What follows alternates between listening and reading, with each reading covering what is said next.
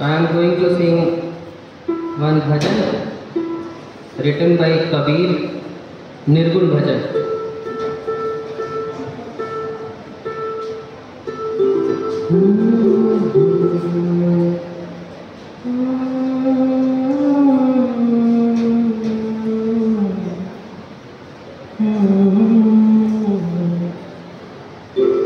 And this song is composed by Pandit Kumar Gandhar.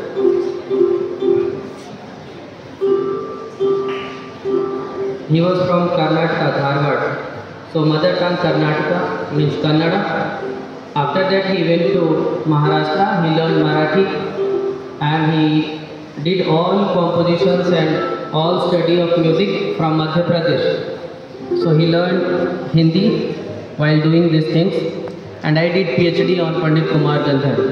So before joining here I was singing these songs. So let me try after a long time.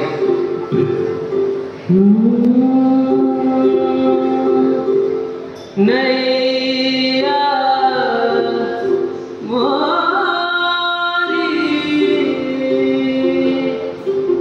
नैया मोरी निकनिक चालन लागे लागे हो निकनिक चालन लागे नैया मोरी नैया मोरी निकनिक चालन लागे लागे लागे हो निकनिक चालन लागे उथले रहा तो डर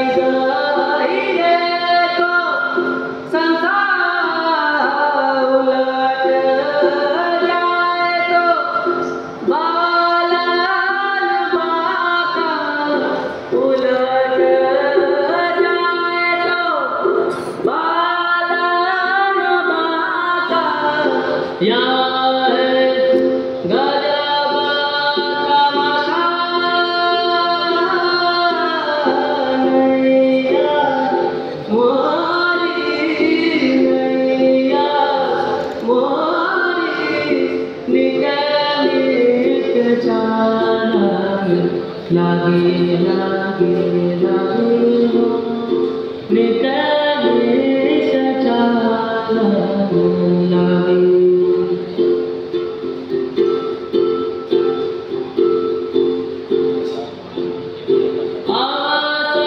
आवासार लागे तो पर्वत बोझा आवासार लागे तो